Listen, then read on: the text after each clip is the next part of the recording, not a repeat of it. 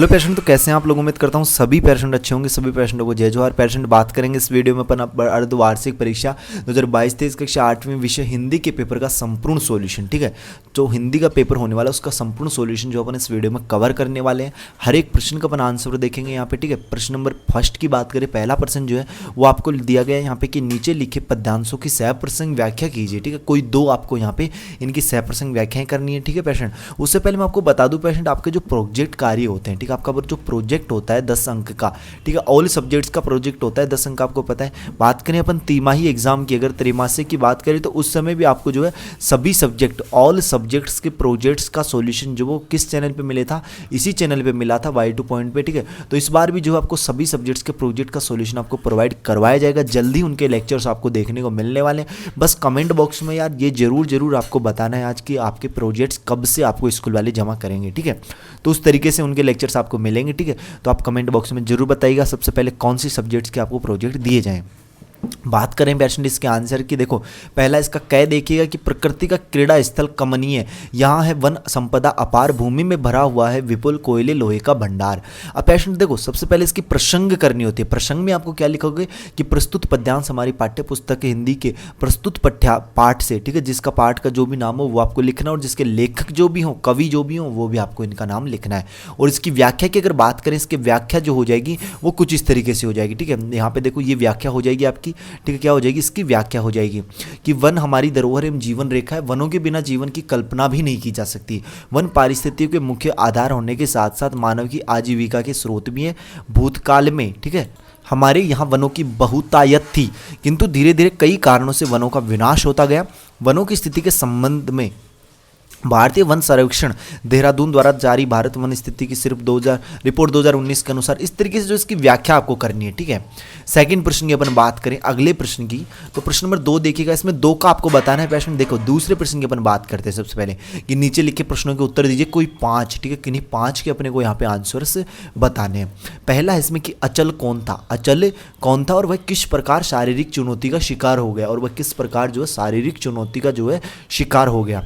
Second प्रवासी किसे प्रवासी पक्षी जो हैं वो किन्हें कहते हैं, वे यात्राएं क्यों करते हैं, तो इसका आंसर देखिएगा कि ऐसे पक्षी, ठीक है, ऐसे पक्षी उड़कर सुदूर क्षेत्रों तक लंबी यात्रा करते हैं, प्रवासी पक्षी कहलाते हैं। भोजन, आश्रय और प्रजनन के लिए ये पक्षी प्रवास करते हैं। उन्होंने कहा कि यदि पक्षी प्रवास नहीं करें तो उनके समक्ष प्रजनन और भोजन की बड़ी समस्या खड़ी हो जाएगी। उन्होंने कहा कि पक्षियों में प्रवास के गुण उनके जीनों में भी होते हैं। ठीक है, क्या होते हैं, उनके जीनों में भी होते हैं। तो इस तरीके से जो सेकंड प्रश्न जो था उसका आंसर आप नोट कर लीजिएगा।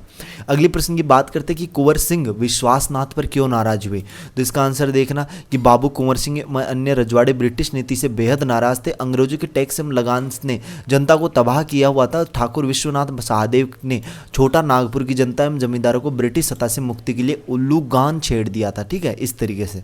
अगले प्रश्न की बात करें पेशेंट, तो इसका नेक्स्ट क्वेश्चन देखना आप कि लेखक चोर नहीं था, इस बात का विश्वास दिलाने के लिए उसने क्या किया था। ठीक है, लेखक जो था वो चोर नहीं था, तो इस बात का विश्वास दिलाने के लिए उसने क्या किया, क्या तरकीब की, तो इसका आंसर देखिएगा जो ब्लैक में आपको दिख रहा होगा कि लेखक चोर नहीं था। इस बात का विश्वास दिलाने के लिए लेखक ने अपना थैला निखोलकर उसमें 2 चिट्ठियां निकाली थी। क्या की थी, उसने अपने थैले में से 2 चिट्ठियां जो है वो निकाली थी।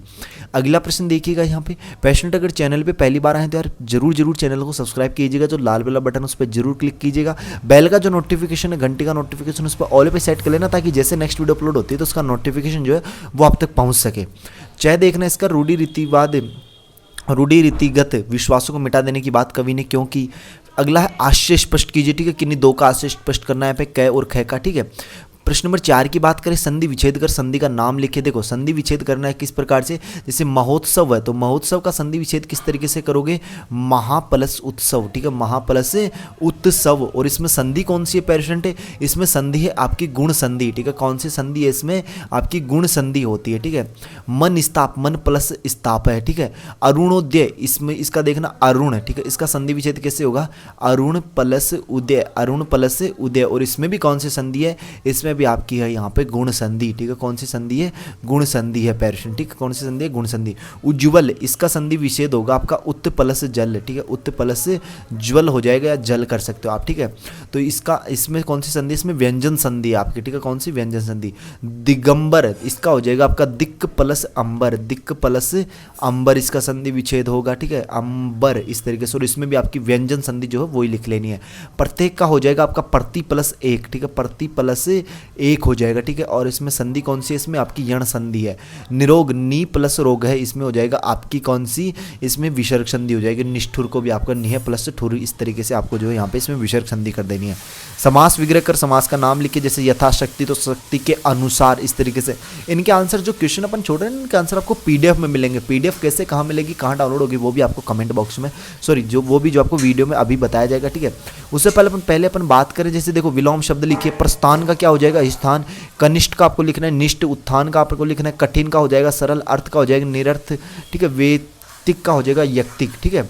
इस तरीके से रस की परिभाषा में उसके परिकार लिखे। अगला देखना 6वें प्रश्न की अपन बात करते, कोई दो आंसर अपने को बताने कि अफ्रीका में गांधी जी को किन अपमानजनक घटनाओं का सामना करना पड़ा। तो इसका आंसर देखिएगा यहाँ पे कि दक्षिण अफ्रीका में गांधी को भारतीयों पर भेदभाव का सामना करना पड़ा।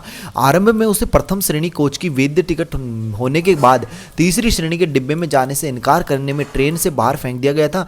पायदान पर सहस यात्रा करते हुए एक यूरोपियन यात्री के अंदर आने के लिए उसे चालक द्वारा पिटाई भी झेलनी पड़ी थी, ठीक है। इस तरीके से अगला देखना, इसका अगला प्रश्न क्या है कि गांधी जी ने फिनिक्स आश्रम की स्थापना क्यों की थी? गांधी जी जो थे उन्होंने फिनिक्स आश्रम की स्थापना जो थी वो क्यों की थी? तो इसका आंसर अपने को बताना है पेशेंट यहाँ पे। तो इसका आंसर देखिएगा कि महात्मा गांधी, ठीक है, दक्षिण अफ्रीका में थे। उन्होंने वहाँ की ब्रिटिश सरकार के खिलाफ अहिंसक युद्ध छेड़ रखा था। गांधी जी ने वहाँ फिनिक्स आश्रम की स्थापना की थी, जहाँ रहकर वे आंदोलन का संचालन करते थे। उनके साथ जो लोग थे वे गांधी जी के सादगीपूर्ण तरीकों से जीवन यापन के सिद्धांतों का पालन करते थे। अगला प्रश्न देखिएगा, यहाँ पे गांधी जी को दूसरी बार अफ्रीका क्यों जाना पड़ा? इसका आंसर बताना है। फिर देखना 7वां प्रश्न की कक्षा 9वीं में प्रवेश हेतु अपने प्राचार्य को आवेदन पत्र लिखिए। तो देखिएगा प्रति, ठीक है, यहाँ पे सेवा में भी आप कर सकते हो, प्रति की जगह आप लिख सकते हो यहाँ पे सेवा में, ठीक है। क्या लिख सकते हो? सेवा में, इस तरीके से, ठीक है। सेवा में आदरणीय प्राचार्य जी, शासकीय मालवा कन्या उच्चतर माध्यमिक शाला इंदौर की जगह आप छत्तीसगढ़ भी यहाँ पे लिख सकते हो, जो रायपुर भी आप लिख सकते हो, ठीक है। तो रायपुर आपको लिख लेना है यहाँ पे।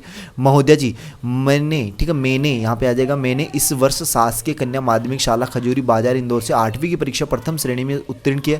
जो भी आपका स्कूल का नाम हो ना, वो आपका स्कूल का नाम अपना लिख देना है इस स्कूल की जगह। मेरी अंक सूची एवं चरित्र प्रमाण पत्र इस आवेदन के साथ संलग्न है। मैं अपनी आपकी शाला में कक्षा 9वीं में प्रवेश चाहती हूँ। इंदौर जिले की 8वीं, यहाँ पे लिख लेना, रायपुर जिले की 8वीं बोर्ड की परीक्षा, जो भी आपका जिला हो ना उसका नाम लिख देना कि 8वीं बोर्ड की परीक्षा की प्राणीय सूची में मेरा नाम है। शाला के सांस्कृतिक कार्यक्रमों में खेलकूद में मेरा क्रियात्मक योगदान रहा है। यदि आपकी शाला में मुझे प्रवेश दे दिया गया तो मैं आपको विश्वास दिलाती हूँ कि मैं आपकी शाला की छात्राओं में अग्रणी रहकर शाला की गरिमा को ऊंचा उठाने का यथासंभव प्रयास करूंगी। आशा है आप मुझे अपनी शाला में प्रवेश देकर अनुग्रहित करेंगी। आपकी विनीता शिष्या। इस विनीता की जगह आप अपना नाम भी लिख सकते हो, ठीक है पेशेंट। तो कुछ इस तरीके से जो है यार आप इनके आंसर्स आपको देने हैं। और बाकी अगर किसी क्वेश्चन में किसी प्रकार कोई डाउट तो वो कमेंट बॉक्स में जरूर बताइएगा। जल्दी आपको मिलने वाले हैं कौन प्रोजेक्ट के जो सॉल्यूशन है वो, और उनको कब आपको जमा कराना कमेंट बॉक्स में यार आज डेट जरूर बता देना, ठीक है। मैं हर वीडियो में कहता हूँ लेकिन बताता कोई नहीं है, तो आज जरूर बताइएगा, ठीक है। जल्दी मिलेंगे पेशेंट। और हाँ, इसकी पीडीएफ डाउनलोड करने के लिए टेलीग्राम ग्रुप में ज्वाइन हो जाइए या फिर टेलीग्राम पे जाइए, वहाँ पे सर्च कीजिए Y2 पॉइंट, ठीक है। आपको इजीली टेलीग्राम चैनल मिल जाएगा, वहाँ पे इसकी पीडीएफ आपको मिल जाएगी। जल्दी मिलेंगे पेशेंट नेक्स्ट वीडियो में श्री होशम जोश के साथ। तब तक सभी पेशेंटों को बाय, धन्यवाद। सभी पेशेंटों को टेक केयर।